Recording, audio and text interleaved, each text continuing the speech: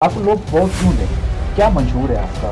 मैं अपने आप को अवाम की खिदमत और एहतसाब के लिए सामने पेश कर रहा हूँ। हमारी आवाम जो है वो मासूम है बहुत ज़्यादा। यही तो एजुकेट करने का मकसद ही यही है, तो एजुकेट करें। अगला इलेक्शन आप आज़ाद उम्मीदवार के तौर पर लड़ेंगे या किसी पार्टी? ख्वाहिश है कि मैं पाकिस्तान तहरीक इंसाफ का उम्मीदवार बन के इलेक्शन कंटेस्ट करूँ। मैंने आपके चेक किए सोशल मीडिया पोस्ट, वो एंटी पीटीएम, आपका नज़रिया चेंज हुआ है या कोई और वजह है? बिस्मिल्लाहिर्रहमानिर्रहीम, अस्सलाम वालेकुम। मैं हूं अदनान अंजुम और आप देख रहे हैं डिजिटल मैगज़ीन। नाज़रीन, डीजी खान में 8 बलोच कबाइल तमुनदार हैं। लिगारी, मज़ारी, गुरचानी, द्रीशक, खोसा, लुंड, कैसरानी और बुजदार। तुमुन लगारी, तुमुन मज़ारी और तुमुन खोसा, इन तीनों कौमों ने वास्ता बिलवास्ता इस शहर पर सालों से हुकूमत की है। इन कबाइल में सबसे बड़ा कबीला लिगारी है और इस कबीले ने सियासत में सबसे ज़्यादा नाम कमाया है। पाकिस्तान के नामे सदर फ़ारूक अहमद खान लगारी का ताल्लुक भी इसी कबीले से था। इस सब के बावजूद डेरा गाजी खान की ना ही किस्मत बदल सकी और ना ही लोगों का म्यार ज़िंदगी। इसी पर आज बात करेंगे साबका लिगारी कबीला के सियासी लेगेसी को आगे लेकर चलने वाले नौजवान सियासतदान उसामा फयाज लगारी से। इन्होंने मुआशात में डिग्री कर रखी है। 9 साल तक दुबई में प्राइवेट बैंकिंग के शोबे से भी वाबस्ता रहे। उसामा भाई, थैंक यू सो मच, आपने टाइम दिया हमें। आपका बैकग्राउंड मुआशात का है, 9 साल तक आपने बैंक में भी जॉब की, फिर सियासत की तरफ रुझान कैसे हुआ? जी, आप बेसिकली आप जब एक प्रैक्टिकल लाइफ में आते हैं, आप देखते हैं, आपको एक तो एक्सपीरियंस होता है। जो आप माशियात की बात कर रहे हैं, तो जब मैं कॉलेज से निकला तो मुझे एबीएन एमरो में काम करने का मौका मिला, बैंकिंग में जाने का मौका मिला।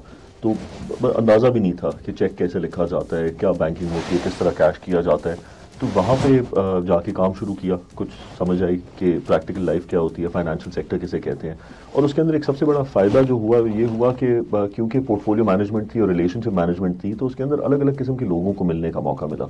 अलग अलग लोग जो इनोवेटिव काम कर रहे हैं, जो ट्रेडिशनल काम कर रहे हैं, उनके माइंडसेट्स क्या हैं, किस तरह के हैं, वो देखने का मौका मिला। तो पहले साल मैं यहाँ पे जब एबीएन एमरो में काम कर रहा था, तो मुझे अपॉर्चुनिटी मिली एबीएन एमरो दुबई में अप्लाई करने की। तो मैंने अप्लाई किया, मुझे इंटरनली वो ट्रांसफ़र मिल गया वहाँ पे। एंड दुबई आपको पता है एक बिल्कुल ही एक अलग दुनिया है। मतलब वो हमारे कुछ क्लाइंट थे जो हंसते थे, वो कहते थे कि पाकिस्तान से 3 घंटे की फ़्लाइट पे आप पाकिस्तान से 300 साल आगे आ जाते हैं। तो आपको वहाँ पे टेक्नोलॉजिकल एडवांसमेंट्स, ये सब चीज़ें देखने को मिलती हैं। लेकिन वहाँ पे भी अपने पाकिस्तानियों के साथ इंटरेक्शन होती थी और सारा वक्त ये चीज़ हम बैठ के डिस्कस करते थे कि हमारे मुल्क के साथ क्या बुरा है, क्या गलत है, क्या ठीक हो सकता है, क्या नहीं हो सकता। तो 9-10 साल के बाद मैंने ये सोचा कि यार एक इंसान के पास 2 ऑप्शंस होती हैं। या तो आप सिस्टम के बाहर बैठ के कॉन्स्टेंटली सिस्टम के बारे में क्रिप करते रहें, बताते रहें, बोलते रहें कि इसमें क्या बुरा है, क्या कुछ है, या आप चीज़ें अपने हाथ में लें और इस सिस्टम में डाइव करके आप इसे बदलने की कोशिश करें। कोई भी जो ओवरसीज़ पाकिस्तानी है, लोकल पाकिस्तानी है, कोई ये नहीं चाहता कि हमारा मुल्क जो है वो तरक्की ना करे। हर किसी की ख्वाहिश होती है कि मुल्क आगे बढ़े, लेकिन सिस्टम में हाथ डाल के उसे ठीक करने के लिए तैयार कितने लोग हैं, अपने आप को क्रिटिसिज्म के लिए सामने पेश करने के लिए कितने लोग तैयार हैं वो कि हमें अवाम एवेल्यूएट करे, वो एक क्वेश्चन मार्क है। तो मैंने सोचा कि ख़ुद को इस सिस्टम में डाल के इस सिस्टम को बेहतर करने की कोशिश करते हैं, जो हो सकेगा। आखिर जब यूथ है, मतलब एम्बिशन है, ख्वाहिश है, डिज़ायर है जो करने की, उसे करने की कोशिश क्यों ना की जाए, क्यों ना मुल्क में जाके इसे बेहतर करने की कोशिश की जाए। बिल्कुल, हमारे इलाके के जो लोग हैं वो ये समझते हैं कि भाई आप हमारे सरदार हैं। वो ये भी कहते हैं कि भाई सरदार को क्या ज़रूरत पड़ेगी ना जॉब करने की। तो अच्छा, जॉब तो जैसे किसी आपका अपना शौक़ था जॉब का या जो भी, क्या डिफरेंस पाया आपने दुबई पाकिस्तान, मतलब कि दुबई कब बना और पाकिस्तान को मेरे ख्याल में इस टाइम 75 साल हो गए। बुनियादी मसाइल का शिकार है, वहाँ से नहीं करते थे। पानी का मसला अभी तक हमारा हल नहीं हुआ, पानी की वजह से कितनी डेथ्स हो गई हैं। लेकिन दुबई के अंदर जो आप अगर दुबई में जाए ना और आप देखें, तो शायद आपको इस बात का पता हो या ना पता हो, दुबई में जो हिस्ट्री पढ़ाई जाती है तकरीबन वो अपना बताते हैं 1997 से वो अब तक कहाँ पे पहुँचे। 2022 से 1997 है, उन्होंने 25 साल में जो चीज़ अचीव की है, वो इस चीज़ का मतलब एविडेंस है कि अगर आप दिल लगा के मेहनत करके किसी चीज़ के पीछे अपने अज़्म को लेके चलें तो कोई चीज़ इम्पॉसिबल नहीं है। इसीलिए, और मतलब मुझे इस वक्त मैं वहाँ पे पाकिस्तानियों को जानता हूँ, आप जाके देखें मोस्टली सीईओज़ पाकिस्तानी हैं, बहुत ज़्यादा सक्सेसफुल लोग जो कारोबारी दुबई के अंदर हैं वो पाकिस्तानी हैं। तो इसका मतलब है कि हमारे पास टैलेंट की और दिमाग की कमी नहीं है, इम्प्लीकेशन की कमी, एप्लीकेशन की कमी है। अप्लाई करेंगे ख़ुद को तो आगे बढ़ेंगे। और वो एप्लीकेशन जो है हमारे, जिस तरह आपने कहा कि क्या ज़रूरत है, وہ کرنے کی, جاب کرنے کی, آپ جاب کو ایک کتاب کے ساتھ تشبیہ دیں. ٹھیک ہو گیا. کتاب پڑھنے سے آپ کا دماغ کھلتا ہے. بالکل. اسی طرح ملازمت کرنے سے آپ کو ڈفرینٹ لوگوں سے ملاقات ہوتی ہے, آپ کو ڈفرینٹ لوگ, different success story, different failures آپ کو نظر آتے ہیں جن سے آپ کو سیکھنے کا موقع ملتا ہے. وہی کوشش ہے جو میں سمجھتا ہوں ہر کسی کو کرنا چاہیے, ایک پریکٹیکل ایکسپیرینس لینا چاہیے اور الٹیمیٹلی اپنے آپ کو ایک انٹرپرینیور بنا کے اپنا ہی کام پہ لانا چاہیے اور واپس آنا چاہیے, جس سے آپ اپنے ملک کے اندر کوئی معیشت کے اندر ایڈ کر سکیں, کوئی ویلیو ایڈیشن ہو سکے. آپ ابھی سیاست کا مطلب پورا سوچ چکے ہیں کہ میں نے سیاست میں جو ہے نا انٹری ماری ہے اور الیکشن لڑنے ہیں انشاءاللہ. اچھا, میں کوشچن یہاں پہ کروں گا کہ ہمارے ڈیرہ غازی خان, خاص طور پہ ہمارا جو چھوٹی زرین ہے, لوگوں کے ذہنوں میں یہ سوال ہے کہ ہمارے جو سردار ہیں وہ طاقت کے ایوانوں تک پہنچے ہیں لیکن ہماری قسمت نہیں بدل سکی. ہم اسے کس چیز سے کمپیئر کر رہے ہیں؟ دیکھیں, ہمیشہ وہ انگریزی میں کہتے ہیں نا کہ there are two perspectives, glass half full, glass half empty. یہ آپ کی مرضی, آپ اسے کس طرح دیکھیں. آپ اگر ہمیں کمپیئر کریں گے کس کے ساتھ, لاہور کے ساتھ تو کمپیئر نہیں کریں گے. اگر ڈی جی خان کو کمپیئر کیا جائے گا تو نیبرنگ ڈسٹرکٹس کے ساتھ آپ کمپیئر کریں نا, لیا کے ساتھ کریں, بکھر کے ساتھ کریں, کوٹ ادو, مظفر گڑھ, راجن پور, ان کے ساتھ کمپیئر کریں گے. ان کے کمپیریزن میں ہم کہاں پہ کھڑے ہیں یہ دیکھنا ضروری ہے. ملتان کو دیکھ لیں, ملتان پھر ایک I think it's third largest city in Pakistan. ہمارے علاقے کے سردار فاروق احمد خان لغاری مرحوم صدر پاکستان رہے. بالکل. تو ان کا یہی کہنا ہے کہ مطلب آپ دیکھیں, گیس نہیں ہے, پانی کے مسائل ویسے ہی ہیں, اسکول کالجز بہت آپ نے وزٹ کیا ہوگا, بہت سارے مسائل ہیں. تو صدر پاکستان تک مطلب جو ایوان ہے, ساری پاور آپ کے پاس ہے, اس کے باوجود وہ بنیادی مسائل ابھی تک ہوئی ہیں. آپ کو یہاں تک لانا کیا کیا تھا, آپ یہ دیکھیں آپ کے ڈسٹینسز کتنے تھے, آپ سے روڈ انفراسٹرکچر کے, آپ سے ان بیسک فیسلٹیز کے ڈسٹینسز کتنے تھے. سردار فاروق خان نے اسے کتنا کور کیا. اگر آپ دیکھیں ایئرپورٹ وہاں پہ سردار فاروق خان نے بنایا, روڈ انفراسٹرکچر وہاں پہ بنایا, ڈبل روڈ مظفر گڑھ ڈی جی خان جو ہے وہ اللہ کے کرم میں کمپلیٹ ہو چکی ہے. اسی طرح جو ایک روڈ انفراسٹرکچر کا انٹرنل ہمارا روڈ انفراسٹرکچر کا بھی جو نظام ہے وہ سردار فاروق خان ہو, سردار مقصود خان ہو, سردار جعفر خان ہو, یہ تین محور تھے لغاری خاندان کی سیاست کے. انہوں نے جتنا ہو سکا ہے پہنچانے کی کوشش کی ہے. اس کے اندر میرا اور آپ کا اس بات پہ اختلاف ہو سکتا ہے کہ کم ہے یا زیادہ ہے. بات بنیادی یہ دیکھنے کی ہے کہ کیا انہیں جو پیسے ملے تھے کیا وہ عوام تک ٹرانسلیٹ ہوئے ہیں یا نہیں ہوئے.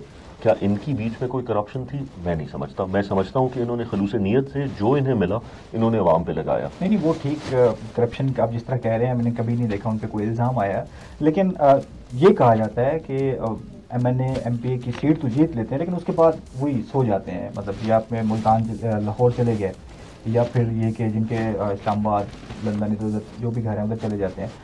ایک ان کے بھی کوئی ایم این اے تھے میرے خیال میں لاہور کے, تو انہوں نے یہ بولا تھا کہ جنوبی پنجاب کے جو سیاستدان ہیں وہ خود جو ہے نا ان کی جو جنوبی پنجاب کی ترقی ہے, اس کی رکاوٹ ہے, وہ خود یہاں پہ رہنا چاہتے ہیں. وہ ان کا کہنا ہے, وہ ان کا پرسپیکٹو ہے.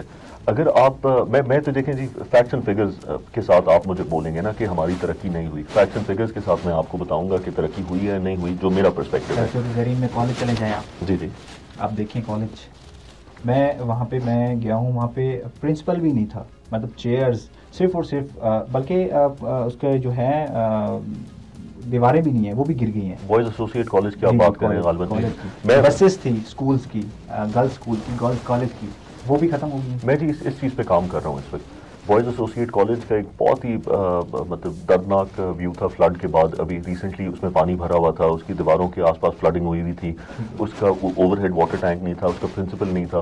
اسی چیز کو دیکھتے ہوئے میں سسٹم میں اب آیا ہوں. میں سسٹم میں جتنا ہو سکتا ہے آواز اٹھانے کی کوشش کرتا ہوں کہ جو ہے اسے ہم کس طرح آگے لے کے جائیں. سردار محمد خان کے ساتھ بھی میرا یہی تعلق ہے, ان سے بھی یہی ریکویسٹ کی جاتی ہے اور وہ بھی اسی چیز کی ڈیلیورنس پہ کام کر رہے ہیں. آئی بلیو ایک بورڈ بن گیا ہے جو کہ پرنسپل کو اپوائنٹ کرنے کے لیے آئی تھنک فائنل مراحل میں ہے اور اسے لے کے آگے چلنے کی کوشش کرنی ہے. مجھ سے پہلے کیا ہوا ہے یہ اس پہ ہم بحث کر سکتے ہیں. سر میں بتاؤں آپ سے پہلے کیا ہوا, آپ سے پہلے یہی باتیں ہوئی ہیں صرف, لیکن آج کل سوشل میڈیا کا دور ہے, لوگ ماشاءاللہ شعور رکھتے ہیں, تو اب وہ عمل مانگتے ہیں, پریکٹیکلی اکاؤنٹیبلٹی ہوتی ہے نا سر. اکاؤنٹیبلٹی ہوگی میرے ایکشنز کی, اکاؤنٹیبلٹی ہوگی میرے ڈیولپمنٹل ورک کی, یا کوئی بھی جو بھی, سردار اویس خان یہاں سے الیکٹ ہوئے ہیں یا سردار محمد خان ہوئے ہیں, ان سے پہلے ان کے والد صاحب وہ سارے جو الیکٹ ہوئے تھے, ان کی اکاؤنٹیبلٹی آپ ہر دفعہ 5 سال کے بعد الیکشن کے مینڈیٹ سے کرتے ہیں. جب آپ لوگ یہ بات کرتے ہیں کہ انہوں نے کوئی ڈیولپمنٹ نہیں کی, تو میرا بھی آپ سے یہی سوال ہے کہ اگر انہوں نے ڈیولپمنٹ نہیں کی تو ہر 5 سال کے بعد انہی کو ووٹ کیوں مل جاتا ہے؟ لوگ ان کی کارکردگی پہ مطمئن ہو کے انہیں واپس ایوان میں لے آتے ہیں. تو کیا اس کا مطلب یہ نہیں ہے کہ عوام ان سے مطمئن ہے؟ آپ یہ نہیں سمجھتے کہ سیاست کے لیے ہمارے علاقے میں سردار اور جاگیردار کا ہونا لازمی ہے؟ یہ کس ضروری ہے؟ عام آدمی کیوں نہیں کھڑا ہوتا؟ ایک سردار جو ہے یا ایک اسپیسیفک سیگمنٹ کا جو انسان ہے وہ ہی پالیٹکس میں کیوں ہاتھ اٹھا رہا ہے اپنا کہ میں اپنے آپ کو سامنے لے کے آتا ہوں, میں اپنی اکاؤنٹیبلٹی کراؤں گا, میں اس علاقے کی ڈیولپمنٹ کے لیے کام کروں گا. ہر عام آدمی بھی وہ کرتا ہے. یہ لوگوں کا مسئلہ ہے. جب آپ وہ پرچی اٹھاتے ہیں جو الیکشن کی ہوتی ہے, اس پہ صرف 1 یا 2 لوگوں کے نام نہیں ہوتے, اس پہ 15-20 لوگوں کے نام ہوتے ہیں. عوام ان لوگوں کو ووٹ کیوں نہیں دیتی؟ عوام کو لگتا ہے کہ جو لوگ سردار اویس خان ہیں, سردار محمد خان ہیں, سردار فاروق خان, جو بھی یہ سارے تھے, سردار محسن خان تھے, انہوں نے کام کیا ہے تو انہیں واپس ری الیکٹ کر کے آتے ہیں. اگر کام نہ کیا ہوتا تو مطلب خیرات میں تو ووٹ ویسے بھی کوئی نہیں بانٹتا. بالکل. اور چلیں, سرداری اور جاگیردارانہ جو نظام ہے اس پہ ہمیشہ تنقید کی جاتی ہے, آج کل تو بہت زیادہ ہو رہی ہے. وہ یہ ان کا کہنا ہے کہ بھائی یہ جمہوریت کے جو جمہوریت ہے اس کے سرداری جو جاگیردارانہ نظام ہے وہ دشمن ہے. تو اس پہ آپ کی کیا رائے ہے؟ پھر ہم دیکھیں, جس خطے میں جو لوگ بستے ہیں اسی طرح کا قانون ہوگا. سرداری نظام کو اگر ہم انگریزی میں ٹرانسلیٹ کریں تو ٹرائبل سسٹم کہا جائے گا. ڈیموکریسی جس کا آپ ابھی بات کر رہے ہیں, ڈیموکریسی کوئی جدید نظام تو نہیں ہے. ڈیموکریسی بھی ایک اسکول آف تھاٹ ہے. ٹرائبل رولز بھی ایک اسکول آف تھاٹ ہے. جہاں پہ قبائل بستے ہیں وہاں پہ قبائلی اصول ہی لاگو ہوں گے. اگر ہم فرسودہ یا اس کے پرانے ہونے پہ بات کریں تو ڈیموکریسی کے اگر آپ روٹس پہ جائیں تو ڈیموکریسی 503 BC میں میرے خیال میں ایتھنز میں, اینشنٹ گریس میں ایجاد کی گئی تھی. ویراز ٹرائبلزم جو ہے وہ 1300 ارلی 13th سینچری کے اندر اس کے روٹس جاتے ہیں. تو میرے خیال سے تو 1800 سال زیادہ پرانا نظام ہے ڈیموکریسی. اگر آج کل کے دور میں دیکھیں تو لوگ اس طرح بھی دیکھ رہے ہیں کہ پہلے جو الیکشن ہوتے تھے, جو تیاریاں کرتے تھے, پہلے یہ کہ برادری کے جس طرح قبائل کا ایک بڑا شخص ہوتا ہے اس کو بلا کے کہہ دیتے تھے کہ بھائی ووٹ یہاں پہ دینا ہے. بالکل. تو آج کل جو وہ آزادی مانگ رہے ہیں کہ بھائی مجھے کوئی میرا بڑا یہ نہ کہے کہ آپ نے ووٹ اس کو دینا ہے, میری مرضی, میں جس کو بھی ووٹ دوں. یہ آپ کا مائنڈ سیٹ ہے نا, یہ آپ اس میں اس کی بات کروں جو آج کل سوشل میڈیا پہ لوگ سوشل میڈیا سے لیٹس سے کہ سوشل میڈیا کا مائنڈ سیٹ ہے. میں اس پہ ایک سوال یہ پوچھتا ہوں کہ not taking any thing away from the democratic system, مجھے یہ بتائیں کہ ٹرائبل جو سسٹم ہے کیا اس کے اندر ڈسپنسیشن آف جسٹس نہیں ہوتی؟ جو ایک آپ کی پنچایت لگتی ہے, ایک جرگہ جو ہوتا ہے, کیا اس کے اندر جو فیصلے ہوتے ہیں وہ آپ کے عدالتوں سے زیادہ سلو ہوتے ہیں یا انہی کے آس پاس کے ہوتے ہیں, یا زیادہ جلدی آپ کو جسٹس ملتی ہے؟ آج کل کی یوتھ پھر باقی کیوں ہے اس چیز سے؟ میرے خیال میں آپ اپنے دیکھیں, ہم ہمیشہ نا جو چیز ہمارے پاس ہے ہم اسے فار گرانٹیڈ لیتے ہیں. آپ کے پاس جو حالات, جو معاملات ہیں, دیکھیں ڈیموکریسی کے اندر آپ کیا کرنے کی کوشش کرتے ہیں؟ آپ چاہتے ہیں, اگر ہم تحریک انصاف کے اندر یا چاہیں یا میں اپنی اگر بات کروں کہ میرا ایک خواب اور خواہش ہے کہ میں ایک آرگنائزیشنل اسٹرکچر بناؤں اپنی حلقے کے اندر, جس کے اندر ہر یونین کاؤنسل کی ایک کمیٹی ہو اور اس یونین کاؤنسل کی کمیٹی کے ساتھ ہم مشاورت کر کے آگے چل سکیں اپنی ڈیولپمنٹ کے حساب سے. یہ ایک آئیڈیلسٹک سوچ ہے نا. یہ ہمارا ٹرائبل سسٹم جو ہے وہ بھی تو یہی دیتا ہے آپ کو.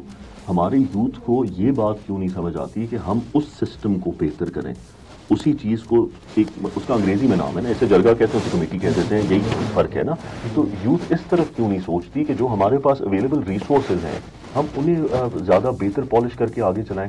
انہی چیزوں سے ہم اپنی دیکھیں, ایک محلے کے اندر جو بندہ رہتا ہے, میں اور آپ ایک محلے کے اندر رہتے ہیں, ہمارے محلے میں اگر کوئی واردات ہو جاتی ہے تو ہمیں یہ بائی اینڈ لارج پتہ ہوتا ہے کہ اس بندے کا پرانا کیریکٹر کیا ہے, اس کی عادات کیا ہیں. تو اس کے اندر جب آپ اکٹھے بیٹھ کے فیصلہ کرتے ہیں آپ ایک بہتر فیصلہ کر سکتے ہیں.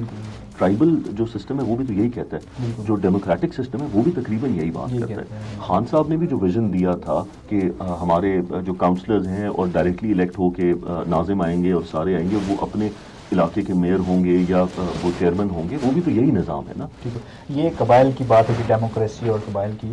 آج کل جو ہمارے ٹی جی خان جو جنوبی پنجاب ہے وہاں پہ یہ بھی بہت دفعہ ٹرینڈ چلا ہے, جو بھی یوتھ ایکٹیو ہے وہ کہتی ہے کہ بھائی ہمارے جو سیاستدان ہیں, سیاستدان تو لغاری, مزاری, کھوسا, بزدار, جو تمن لغاری جو ہیں 8 وہی ہیں, تو وہ یہ کہتے ہیں کہ بھئی ہمیشہ ہم تخت لاہور کے غلام کیوں رہے ہیں. ابھی ریسنٹلی جس طرح یہ کہا جا رہا ہے کہ وزیر اعلیٰ پنجاب جو ہمارے پرویز الہی انہوں نے ڈی جی خان کے فنڈ اٹھا کے گجرات میں لگا دیے, بولتے کیوں نہیں ہیں اس پہ؟ یہ کسی نے آپ کو بہت ہی غلط بات کی ہے. ہم کمپیئر کیوں نہیں کر سکتے ڈی جی خان کو لاہور کو, کیوں نہیں کر سکتے؟ میں یہی تو آپ کو پہلے کہہ رہا تھا کہ 100% فریڈم ہونی چاہیے. جو آپ نے پہلے جو بات کی تھی, مجھے ایگزیکٹ فگرز نہیں یاد, لیکن آئی بلیو 2018 یا 2017 کے فگرز ہیں کہ لاہور میں پر جی ڈی پی جو ڈیولپمنٹ خرچ ہوا تھا پر پرسن ایک بندے پہ, وہ شاید 2.5 لاکھ روپے تھا پر پرسن, اور جو راجن پور میں خرچ ہوا تھا وہ 13,000 روپے پر پرسن تھا. تو جو آپ فنڈز کی بات کر رہے تھے وہ ایلوکیشن ہی اسی حساب سے ہو کے آتی ہے. پروونشل فائنانس کمیشن کے تحت یہ ڈیوالو ہونا چاہیے. میں اسمالر ایڈمنسٹریٹو یونٹس کا حامی ہوں. جو توسا کو ابھی الگ ضلع بنایا گیا ہے, کوٹدو کو الگ بنایا گیا ہے, میں سمجھتا ہوں کہ ایسے ہی چھوٹے چھوٹے اضلاع ہونے چاہیے جس کے اندر آپ کو پروونشل فائنانس کمیشن کے تھرو آپ کی لوکل باڈیز کو سارے پیسے ٹرانسفر ہو جانے چاہیے کہ آپ اپنا ڈیولپمنٹ کا کام آپ خود کریں. ایک بیوروکریٹ تھے, میں کیونکہ لوکلی مطلب سلام دعا ہوتی رہتی تھی, تو 2018 میں آئی تھنک ہمارے ایک ڈپٹی کمشنر تھے جس وقت ساؤتھ پنجاب بننے کی بات ہو رہی تھی. تو اس وقت میں نے ان سے یہ سوال پوچھا کہ میں نے کہا کہ ہمارا وہ کیا ہے ساؤتھ پنجاب بننے سے, جی ہمیں کیا فائدہ ہوگا, کیا آپ مجھے سمجھا اس پہ بھی بات کریں گے ساؤتھ پنجاب پہ. نہیں, میں آپ کو صرف ایک وہ بتا رہا ہوں کہ میں نے ان سے پوچھا کہ جی ہمیں کیا فائدہ ہو سکتا ہے, مجھے ذرا آپ ایک اگر ایڈمنسٹریٹولی بات سمجھائیں. تو انہوں نے مجھے بات کی, انہوں نے کہا کہ ڈی جی خان ڈویژن کا 11 ارب روپیہ سالانہ بجٹ ہے, جو کہ ہماری تنخواہیں اور باقی چیزوں کے لیے ہمیں آنا ضروری ہے ہمیں فنکشن کرنے کے لیے. اگر ساؤتھ پنجاب بن جاتا ہے, ہر ضلع کو یا ہر ڈویژن کو اس کا پروونشل فائنانس کمیشن کے تھرو ایلوکیشن ہو جاتی ہے, تو D G Khan alone will get 24 billion rupees annually, صرف اگر ایلوکیشن صحیح طریقے سے ہو کے بانٹا جا سکے. اس کا مطلب ہے 13 ارب روپے سالانہ ایکسٹرا ہمارے اپنی ڈیولپمنٹ کے اوپر خرچ کرنے کے لیے ہمیں مل سکتا ہے, اگر یہ چھوٹے ایڈمنسٹریٹو یونٹس بنا کے, اضلاع بنا کے, یا مطلب صوبہ بنا کے یہ بدل دیا جائے. چلیں اس پہ میں ایک اور بات کروں. جو ہمارا جو مین روڈ ہے چوٹی زیرین کا, چوک سے تھانے سے چوک تک, آپ کو پتہ ہے وہ 27 سال بعد بنا ہے جی, اور میری انفارمیشن کے مطابق 11 بار اس کو رکوا دیا گیا ہے, صرف سیاسی جو ہے نا تنازع پہ. یہ میری نالج میں نہیں ہے کہ 11 بار رکوایا ہے یا نہیں رکوایا. یہ مجھے پتہ ہے کہ یہ افسوسناک بات ہے کہ بنا وہ 27 سال کے بعد ہے, کیونکہ میں بھی چوٹی زرین کا رہنے والا ہوں, اور جن تنگ گلیوں میں سے نکلنا پڑتا ہے وہاں پہ کچھ, اگر آپ کہیں کہ دیکھیں خان سردار مارکا جو ہیں ان کی زمین جو بچی ہوئی ہے, میں آپ سے ایک سوال پوچھتا ہوں کہ وہی جو 27 سال کے بعد جو روڈ بنی ہے, اس مین روڈ کے اوپر آپ نے آخری بار جا کے دیکھا ہے کہ ریڑھیوں کا رش کتنا ہوتا ہے؟ وہاں سے گاڑی تو آج بھی نہیں گزر سکتی. تو جو آپ کے علاقے کے نمائندے ہیں انہوں نے روڈیں تو بنوا دی ہیں, عوام نے اس پہ قبضہ کرنا شروع کر دیا ہے, انکروچمنٹس ہونا شروع ہو گئی ہیں جس سے گاڑی آج بھی نہیں گزر سکتی. تو کچھ آپ کے بھی قانون بنے ہوئے ہیں نا, کچھ آپ کے نفی نہیں ہے, کہاں سے آپ امپوز کریں گے؟ ہمارے لوکل گورنمنٹ تو ہے نا, چوٹی کہاں پہ ایگزسٹ کرتی ہے لوکل گورنمنٹ کا؟ آخری الیکشن کب ہوا تھا؟ ہے ابھی جو انہوں نے صدر خان چانڈیا جو پوری انہوں نے سنبھالی ہوئی تھی. الیکشن کب ہوا ہے سر؟ الیکشن تو نہیں ہوئے, لیکن پھر بھی ایک نمائندگی تو کر رہے ہیں نا. نہیں, ان کے پاس کوئی پاورز نہیں ہے اس وقت, کوئی بھی الیکٹڈ یونین کاؤنسل کا ممبر نہیں ہے. یہی تو میں آپ کو کہہ رہا ہوں کہ ڈیولوشن آف پاور بہت ضروری ہے. صحیح. چلے میں ایک آپ کو کچھ بتانا چلوں, انٹرویو کا حصہ تو نہیں ہے. جو روڈ بنا ہے نا, یہ تقریباً پہلے والے روڈ سے 4 فٹ اونچا بنایا گیا ہے. میں ایک صاحب کے پاس گیا ہوں, میں نے کہا یار یہ 4 فٹ جو ہے نا اوپر بنایا جا رہا ہے روڈ کو, دنیا میں کہیں بھی ایسا نہیں ہوتا. ایک مین مارکیٹ کا روڈ آپ 4 فٹ اوپر کر رہے ہیں. تو انہوں نے مجھے بولا کہ بھائی روڈ بننے دیں, پہلے 27 سال 11 بار جو ہے نا یہ ڈیلے ہو چکا ہے. میں نے کہا یار دیکھو میری وہاں پہ شاپ ہے, میں افورڈ نہیں کر سکتا کہ میں اپنی شاپ کو توڑوں اور 4 فٹ اوپر کروں. اسی طرح پوری مارکیٹ والوں نے شاپ جن کے پاس پیسہ تھا انہوں نے اوپر کی ہے, باقی ویسے کے ویسے نیچے ہیں. اس کا کوئی اتنی بڑی زیادتی ہوئی ہے, کوئی منطق ہے اس کے پیچھے کہ نہیں؟ کوئی بھی نہیں سر. روڈ میں یہی ہے نا کہ روڈ کو پہلے نیچے سے کھودا جائے, جو روڈ کی لیول ہے اسی پہ رکھا جائے. لیکن چوٹی کا سیم کا بھی تو ایک پرپیچول پرابلم ہے. چوٹی میں سیم کا ایشو بھی تو ہے نا. جی جی, چوٹی میں سیوریج کا بھی ایشو ہے. سیوریج کا ایشو تو ہے, پہلے بھی تھا, اب بھی. اب تو جو سردار جعفر خان لغاری نے بنائے ہیں سوسائٹیز وغیرہ, وہ تو سیوریج بند ہی ہو گئی ہیں, خدا جانے کب اوپن ہوتی ہیں. تو بہت ساری شکایتیں آتی رہتی ہیں, لوگوں کے گھروں میں سیم لگ گئے, گلیوں میں پانی ہے. جعفر خان کی سوسائٹی تو شہر سے پانی جاتا ہے نا, کہاں پہ؟ اس سائڈ پہ پانی کا نیچرل فلو تو ایسٹ سے ویسٹ ہے. نہیں ویسٹ سے وہ جو ایسٹ ہے. سیم نالا تھا نا وہیں سے گزرتا تھا, آگے سے بند ہو گیا. یہ کس سائڈ پہ آپ بات کریں؟ آپ مٹھو باڑہ کی بات کر رہے ہیں؟ یہ میں بات کر رہا ہوں سر, یہ جو مین روڈ ہے نا تالپور روڈ, اس سائڈ پہ جو بنی ہوئی ہے, کرش موڑ کی رائٹ سائڈ پہ جو بنی ہوئی ہے, ساؤتھ وہاں پہ پورا سیم نالا جاتا تھا, سیم نالا جاتا تھا. تو آگے پھر انہوں نے بند کر دیا. ابھی پانی جو ہے وہ لوگوں کے گھروں میں. اس پہ جی میں اس پہ کوئی حتمی رائے نہیں دے سکتا, مجھے ایگزیکٹلی اس کا اندازہ نہیں ہے, لیکن کوئی نہ کوئی منطق ضرور ہوگی. کسی انجینئر کی ہی یہ بات ہوگی کہ 4 فٹ اوپر بنا کے اس کے اندر کوئی فیوچر پلان ہو یا نہ ہو. اس پہ میں آپ کو واپس جواب دے سکتا ہوں پتہ کر کے. جی چلیے, میں بس آپ کو آپ کی انفارمیشن کے لیے دیا آپ کو لوگ ووٹ کیوں دیں, کیا منشور ہے آپ کا, روایتی سیاست دانوں سے ہٹ کر کیا کریں گے؟ دیکھیں جی, میں زندگی میں پہلی بار اپنے آپ کو عوام کی نمائندگی کے لیے اور احتساب کے لیے پیش کر رہا ہوں. مجھے اس وقت میں یہ نہیں کہہ سکتا کہ میرا حق ہے ووٹ مانگنا. ووٹ مجھے کوئی دے یہ میرا حق ہے یا نہیں, ووٹ مانگنا تو ہر کسی کا حق ہے.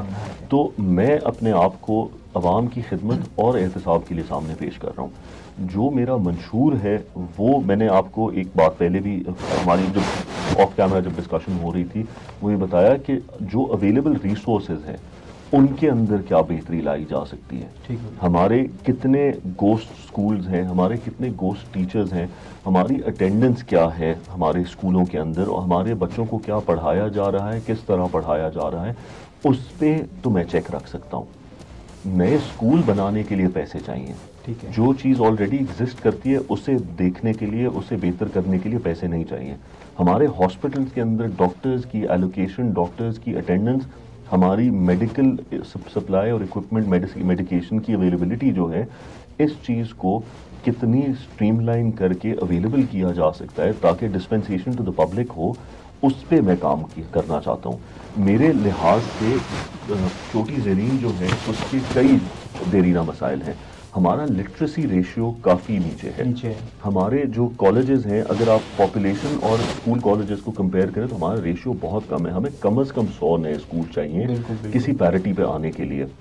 میں وعدہ کرنا جو ہے وہ ایک الگ بات ہے, میری کوشش ضرور ہوگی کہ میں اسے مطلب اسکولز کو عوام تک پہنچاؤں جو ہیں, ان میں اویلیبلٹی پیدا کروں. ہمارے جو بی ایچ یوز ہیں, ہمارا میڈیکل وہ جو ہے انفراسٹرکچر ہے, وہ انشاءاللہ خان صاحب کا یہ جو صحت کارڈ آیا ہے اس سے ایک فائدہ ہوگا کہ اللہ کرے گا. ہماری کوشش ہے پرائیویٹ سیکٹر اس کے اندر انوالو ہو.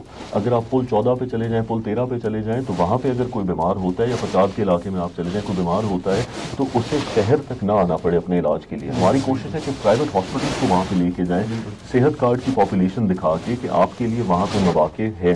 گورنمنٹ سے بھی تو کچھ بوجھ ہم نے ہٹانا ہے. بالکل جس طرح آپ کہہ رہے ہیں نا. اور سب سے بڑا, سوری آپ کی بات کر رہا ہوں, سب سے بڑی جو ہماری کوشش رہی ہے اور جس میں انشاءاللہ ہم کامیاب بھی ہو جائیں گے, اللہ کرے گا اگر وقت ملا تو, وہ چوٹی کو تحصیل بنانے کی خواہش ہے اور کوشش ہے. کیونکہ میں انڈیویجولی پہلے بھی سمجھتا ہوں کہ چوٹی کی جو پاپولیشن ہے وہ ڈیزرو کرتی تھی تحصیل کا درجہ.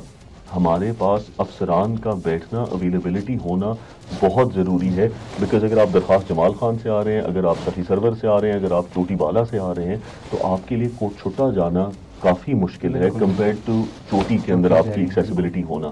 تو اس کا بھی ایک کیس بنایا ہے, سوشل میڈیا پہ بھی وائرل ہوا تھا کہ سی ایم صاحب نے مہربانی کی ہے, ایک ڈائریکٹیو ایشو کیا ہے افسران کو کہ وہ اپنا ہوم ورک پورا کریں اور اس کا پروپوزل ہمیں باؤنڈری لائنز بنا کے دیں تاکہ ہم اس چیز کو پائے تکمیل تک پہنچا سکیں. اور یہی موقع ہے جب ڈی جی خان خود توسا کے ساتھ بٹ رہا ہے, ہماری تحصیل لائنز ری ڈیفائن ہونی ہے. تو جس طرح ہماری پاپولیشن ڈینسٹی ری ڈیفائن ہوئی ہے, اسی طرح ہم تحصیل کی لائنز بھی ری ڈیفائن کریں. بالکل جس طرح آپ کہہ رہے تھے کہ ہاسپٹل, اسکولس, بہت سارے مسائل ہیں. میں نے وزٹ بھی کی ہے, میں نے جا کے پوچھے.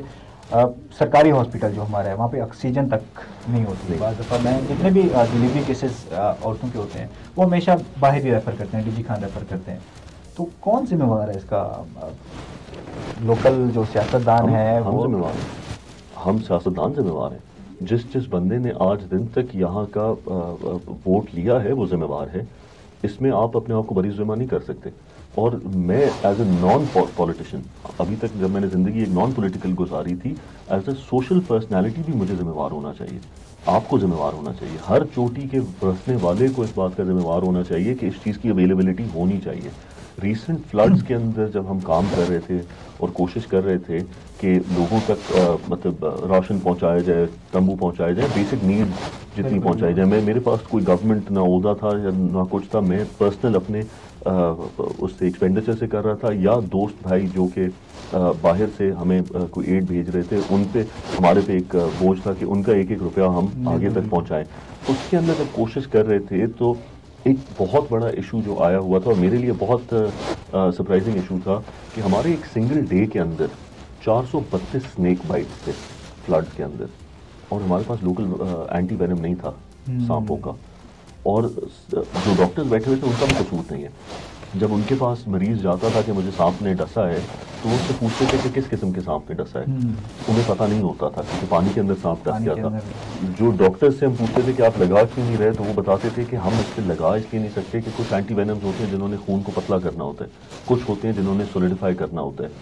ہمارے فورٹ منڈو کے اندر بھی اسنیک وینم کٹس نہیں ہیں, جہاں پہ سانپ بہت کامن ہے. ادھر بھی اگر ہو جائے, چوٹی میں بھی نہیں ہے. میرے ایک عزیز ہیں, انہیں جب یہ چاول کی کاشت کے دوران سانپ نے ڈسا تو ہمیں ڈیجی خان لے کے آنا پڑا انہیں اینٹی وینم کے لیے. یہ غلط غفلت ہے ہمارے. یا تو پھر ہماری عوام جو ہے وہ معصوم ہے بہت زیادہ, کہ جو جس طرح کے مسائل ہیں وہ بولتے نہیں ہیں, اپنے جو ذمہ دار رہتا ہے, وہ ذمہ دار ہے, اس کے پاس نہیں جاتے کہ بھائی یہ چیز نہیں ہے ہمارے یہاں. سرکاری ہاسپٹل بلڈنگ بنی ہوئی ہے لیکن ڈاکٹر نہیں ہے, آکسیجن نہیں ہے. یہی تو ایجوکیٹ کرنا. اسکولس کی زمین پڑی ہوئی ہے, ایک بلڈنگ بنی ہوئی ہے, وہاں پہ ٹیچرز نہیں ہے, وہاں پہ فرنیچر نہیں ہے. یہی تو ایجوکیٹ کرنا ہے, مقصد ہی یہی ہے کہ ایجوکیٹ کریں تاکہ سوال اٹھا سکیں. چلے امید ہے انشاءاللہ سوال کا جواب دینا ہو. کوشچن کی طرف بڑھتے ہیں. اگلا الیکشن آپ آزاد امیدوار کے طور پر لڑیں گے یا کسی پارٹی کے؟ نہیں جی, میری خواہش ہے کہ میں پاکستان تحریک انصاف کا امیدوار بن کے یہاں پہ الیکشن کنٹیسٹ کروں. میری خواہش ہے, میری کوشش ہے. میں اس پارٹی کا ممبر ہوں, اور اگر خان صاحب نے مجھ پہ یہ اعتماد. خان صاحب سے آپ نے ملاقات بھی کی؟ جی بالکل. تھوڑا سا بتائیں کہ کیا باتیں ہوئی خان صاحب سے؟ میں جی, میری خان صاحب سے ملاقات ہوئی تھی فلڈ کے دوران, جب خان صاحب روٹھان آئے تھے, تب میری مطلب واحد ملاقات جو ہے وہیں پہ ہوئی تھی. اور وہاں پہ خان صاحب کا جو انٹریکشن تھا وہ زیادہ عوام کے ساتھ تھا. اور خان صاحب کا کنسرن زیادہ تھا کہ جو ہمارے ہل ٹورنٹ ڈیمز ہیں ان کی فنکشنالٹی کیا ہے, ہماری ریہیبلیٹیشن کی ایفرٹس کیسے ہو رہی ہیں, کیا ہو رہی ہیں. تو زیادہ تر موضوع اس وقت فلڈ کے مطلب مطلب کہ فلڈ کے حوالے سے ہوئی ہے. مارچ 2022 تک, کی جو مارچ پیچھے گزرا ہے 2022 کا, تو میں نے آپ کے چیک کیے ہیں سوشل میڈیا پوسٹ, وہ اینٹی پی ٹی آئی تھی. آپ کا نظریہ چینج ہوا ہے یا کوئی اور وجہ ہے؟ میں نے آپ کو بتایا تھا کہ میں لغاری گروپ کے ساتھ اپنا جو ان کی اسسٹ کر رہا تھا سیاست کے اندر, اور اسی کے اندر ہی رہ رہا تھا. اور میں زیادہ تر پولیٹیکلی اپنا کام کرتا رہتا تھا, اپنا سوشلی کام کرتا رہتا تھا. سوشل میڈیا پہ میری ایکٹیویٹی زیادہ نہیں تھی. تو آپ نے بھی جیسے باتیں کی ہیں, یہ میری نالج میں ان کی ورڈنگ اور یہ چیزیں زیادہ نہیں ہوا کرتی تھی. تو میرا نظریہ جو ہے وہ اینٹی پی ٹی آئی یا پرو پی ایم ایل این یا وہ نہیں تھا. میرا نظریہ یہ تھا کہ جن لوگوں کے ساتھ میں کام کر رہا ہوں ان لوگوں کا کام کس طرح سے سامنے نظر آ رہا ہے. میں اب اپنے سوشل میڈیا کے اوپر زیادہ ہینڈز آن ہوں. میں اپنے سوشل میڈیا کو اب زیادہ ایکٹیولی مینیج کرنے کی کوشش کرتا ہوں. اور میں نے یہ دیکھا ہے کہ شاید آپ میرا سوشل میڈیا پیج دیکھ بھی لیں کہ جو اس چیز پہ بھی کام کر رہے ہو, جو بھی علاقے کے اندر ایشو ہو, اسے انٹریکٹیو بناؤ, اپنے لوگوں تک پہنچاؤ کہ میں اس چیز پہ کوشش کر رہا ہوں. بے شک وہ بکھر کی واٹر سپلائی ہو جو کہ پچھلے کل پرسوں میں ایکٹیویٹ ہوئی ہے, اس سے پہلے چوٹی کی واٹر سپلائی کا پرابلم ہو جو کس طرح سے حل کرایا گیا ہے, یا اب جیسے چوٹی کو تحصیل بنانے کی ایک کوشش اور خواہش ہے, بوائز ایسوسیٹ کالج کے پانی نکالنے کی کوشش ہے. ان چیزوں پہ میں اب زیادہ انٹریکٹیو ہونے کی کوشش کرتا ہوں. So again it is not کہ پہلے اینٹی پی ٹی آئی تھا یا پرو پی ایم ایل این تھا. میں صرف اور صرف اپنا کام کر رہا تھا, اور یہ مطلب سوشل میڈیا پہ ایک چیز جو آ رہی تھی وہ میرے کنٹرول میں. سوشل میڈیا پہ میں کافی ایکٹیو رہتا ہوں اور لوگوں سے بھی میں ویوز لیتا رہتا ہوں, جو بھی ہمارے علاقے میں جو نیا الیکشن کے لیے یا جو بھی ایکٹیو ہوتا ہے تو ان کے بارے میں میں رائے لیتا رہتا ہوں. آپ کے بارے میں لوگ یہ بھی کہہ رہے ہیں کہ ایم پی کی سیٹ خالی ہوئی ہے اور اسامہ خان لغاری جو ہیں وہ اس پہ امیدوار بن گئے ہیں. ایم پی کی سیٹ خالی کیسے ہوئی؟ سردار مقصود خان لغاری.